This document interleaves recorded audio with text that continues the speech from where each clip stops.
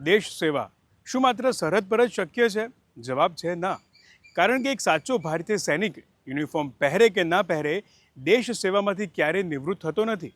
આવી જે કહાણી છે છોટાઉદેપુરના એક જવાનની, જે સરહદ પર માતૃભૂમિની રક્ષા કરે છે અને રજાઓમાં તેરલ અનાથ આશ્રમના અનેક બાળકોના ભવિષ્યની પણ રક્ષા કરે છે. ચાલો જોઈએ એક પ્રેરણાદાયી કહાણી જે સાબિત કરે છે કે સારા સંસ્કાર, જવાબદારી અને સેવા ભાવના હોય તો એક સામાન્ય નાગરિક પણ અસાધારણ પરિવર્તન લાવી શકે છે. દેશની સરહદ પર ચોકી કરતો જવાન જ્યારે સમાજના સૌથી નિરાધાર બાળકો માટે પિતાનું સ્થાન સ્વીકારે ત્યારે તે માત્ર સૈનિક નથી રહેતો, પરંતુ રાષ્ટ્રના સંસ્કારોનો સાચો પ્રહરી બની જાય છે. આ વાત છે છોટાઉદેપુરના ક્વાંટ તાલુકાના નવાલજા ગામના ભારતીય સેનાના જવાન વિજય રાઠવાની, જે જમ્મુ કાશ્મીરમાં દેશની સુરક્ષા સાથે સમાજ પ્રત્યેની ફરજને પણ એટલી જ નિષ્ઠાથી નિભાવી રહ્યા છે. મૂળ વતની તો નવાલજા ગામનો છું, પણ અહીં હમીરપુરા ગામમાં એક જમીન ખરીદીને હું એક તેરલ અનાથ આશ્રમ ચલાવું છું ને હું ઇન્ડિયન આર્મીમાં નોકરીમાં કાર્યરત છું ને મારી નોકરીના 15 વર્ષ થયા છે.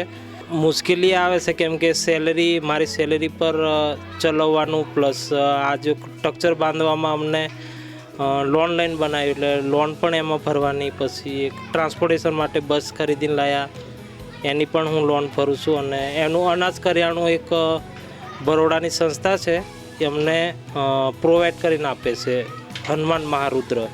મારી સેલેરીમાંથી હું એમનો કરું છું અને થોડું ઘણું અણસડ આવે તો ઘરેથી પણ માંગણી કરું છું અને આ રીતના આશ્રમ ચલાવું છું અને દાતાઓ ઉપર આ આશ્રમ ચાલે છે. બાળકનું ભવિષ્ય માત્ર પુસ્તક નથી ઘડતા, પરંતુ ભવિષ્ય ઘડાય છે સંસ્કાર દ્વારા. અને જ્યારે આ સંસ્કાર દેશની રક્ષા કરનાર એક સૈનિક પાસેથી મળે ત્યારે તે માત્ર સારા વિદ્યાર્થીઓ નહીં, પરંતુ જવાબદાર નાગરિકોનું ઘડતર કરે છે.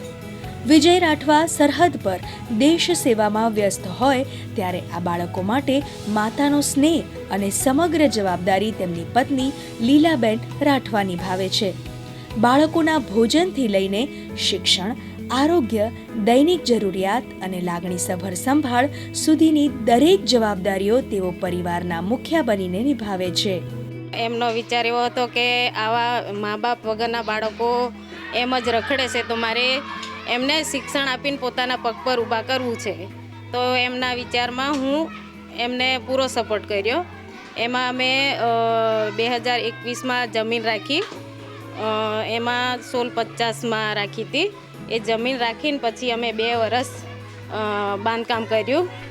એમાં અમારે મેનેજિંગ નહીં થયું તો પછી બંધ પણ રાખ્યું. પછી 2023માં અમે શરૂ કર્યું ખાતમુહૂર્ત. એમાં અમારે પહેલા વર્ષમાં 35 બાળકો આવ્યા, સિંગલ પેરેન્ટ્સવાળા અનાથ બાળકો આવ્યા. એ રીતે હું અત્યારે 4 વર્ષ થયા અમારા તેરલ અનાથ આશ્રમના, એમાં 115 બાળકો રહે છે.